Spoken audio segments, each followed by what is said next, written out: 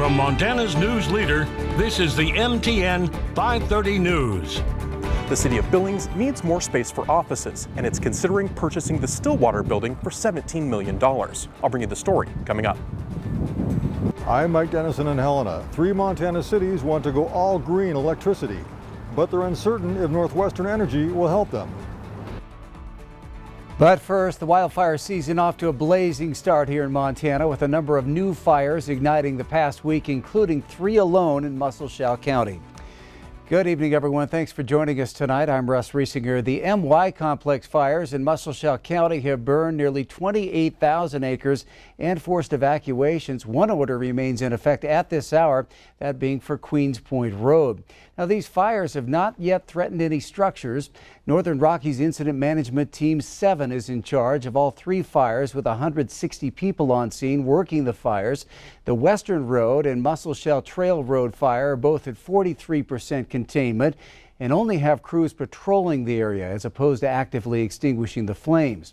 The Peterson fire, on the other hand, is at 0% containment and has air and ground crews actively fighting it. The biggest challenge on the Peterson fire is the terrain itself. Again, there are areas that are just too rocky to be able to put equipment in or to get any sort of effective hand line. And those are those areas where that fire can kind of sneak out past and keep growing, which is what we saw yesterday. Fire danger today was low with cooler temperatures and low winds, but going forward, officials worry what hotter weather could bring. All right, turning to Chief Meteorologist Ed McIntosh, and smoke from those fires starting to settle in on our area. That's right. We're going to look at a couple of different things. Russ, let's start off with the smoke that's closer to the surface. You can see in western Montana and northern Wyoming, especially around Yellowstone National Park, where it's a bit more of a concern. But those fires around Musselshell County will continue to push off some smoke towards the east. But by tomorrow afternoon and evening, some of that smoke will start to come back down into Yellowstone County, and once again could affect our air quality right as cold front starts to move through. At the same time, smoke at the higher elevations will continue to influence us, at least with some hazy conditions, and also could start to affect folks, especially if you have respiratory concerns. More on the smoke and the rest of the weather coming up. All right, thank you, Ed. Much of that smoke coming from fires across the state that blew up over the weekend. With so many fires, leaders say they have to prioritize the best ways to use their firefighting resources. NPN's Jonathan Ambarian found out more about what they're doing to stay ahead of the flames. Leaders with Montana DNRC say this weekend's fires are a good reminder of the need to be ready to respond. Across the entire Northern Rockies, we've seen an increase in fire activity. And with the conditions are forecast to be hot and dry for the foreseeable future.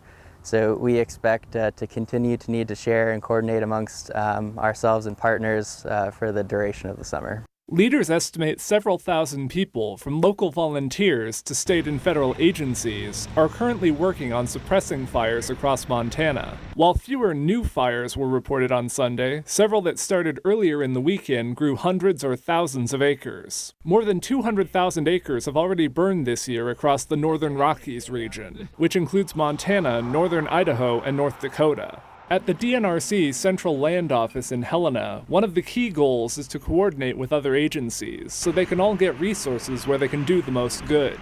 DNRC will also be closely watching the conditions to try to be prepared on days when many fires might blow up. For example, if we had a red flag warning, we'll extend the staffing hours, and we'll also pre-position resources in areas where there has been lightning or there might be projected to be lightning, just to reduce response times and make sure that we have resources ready to move as quickly as possible when the starts are detected. Leaders say they are asking for assistance from out of state, but how quickly those resources arrive will depend on the fire situations in their regions. DNRC estimates the fuel conditions they're seeing now in the state would typically come several weeks later in the summer, and they're asking everyone to take those conditions seriously. We do have a significant number of fires that have been started by lightning, but we also have an uncomfortable number of fires that have been caused by humans, and so we ask that when the public is out and about recreating, that they do their part to help prevent wildfires in Montana. The Northern Rockies area remains at Fire Preparedness Level 5, the highest level of concern.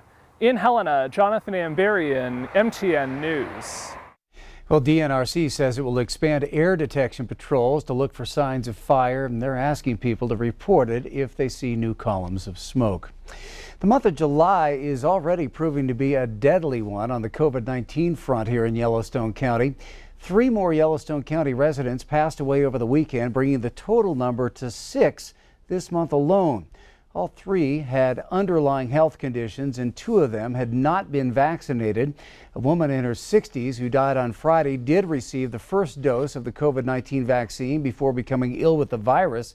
281 county residents have now passed away since the beginning of the pandemic.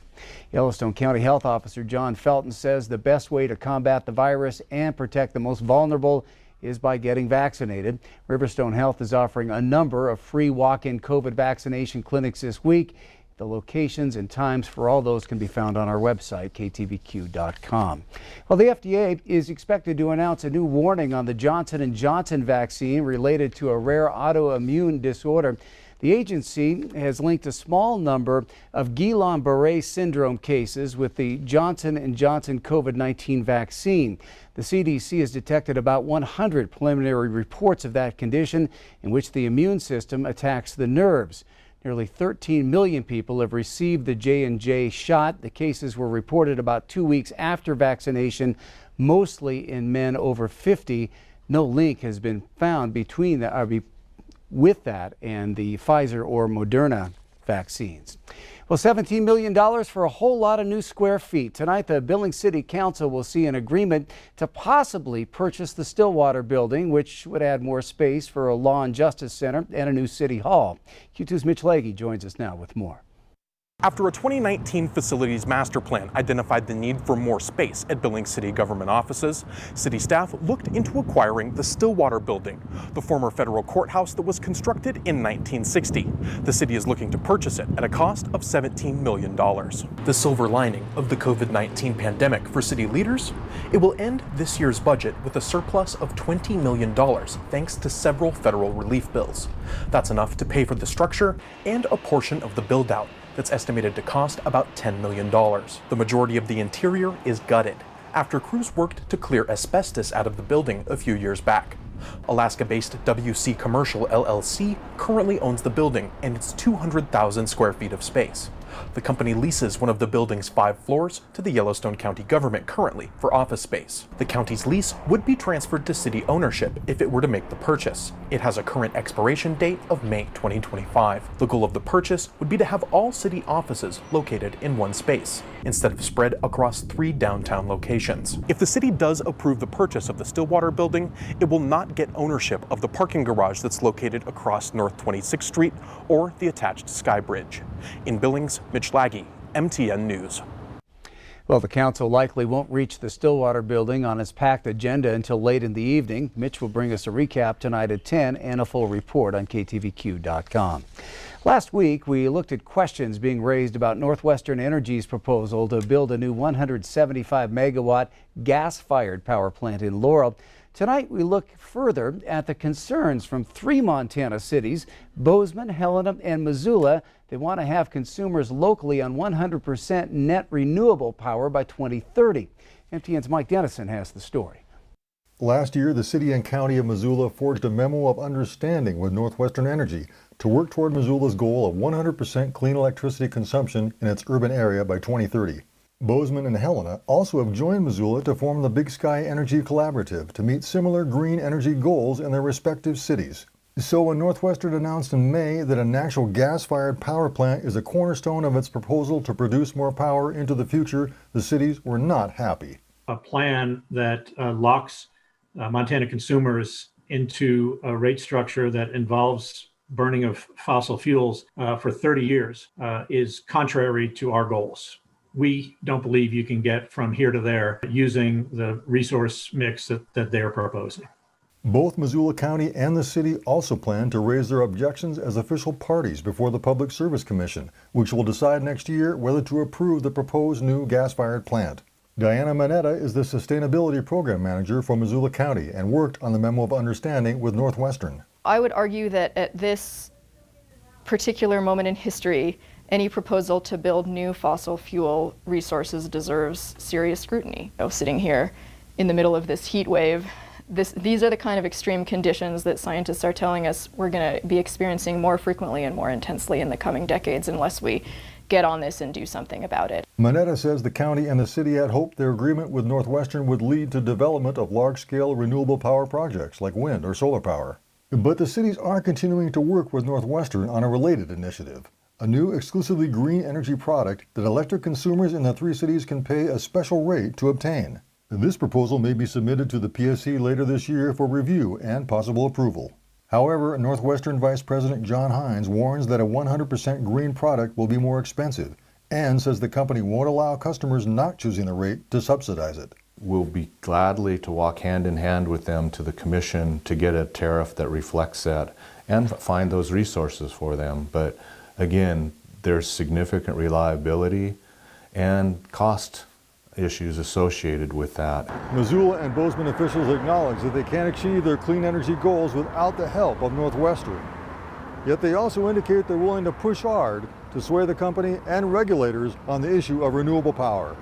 Reporting from Helena, Mike Dennison, MTN News. The PSC won't be deciding on the natural gas-fired plant until early next year after a series of legal filings, testimony, and hearings. Still to come on tonight's MTN 5:30 News here on Q2. Critter camps have gone wild this summer at Zoo Montana. An update on just how busy coming up. Hi everybody, Scott Breen at Pioneer Park and welcome to Big Sky State Games Week. That's right, they are full speed ahead with opening ceremonies Friday night. Straight ahead, I'll tell you what you need to know.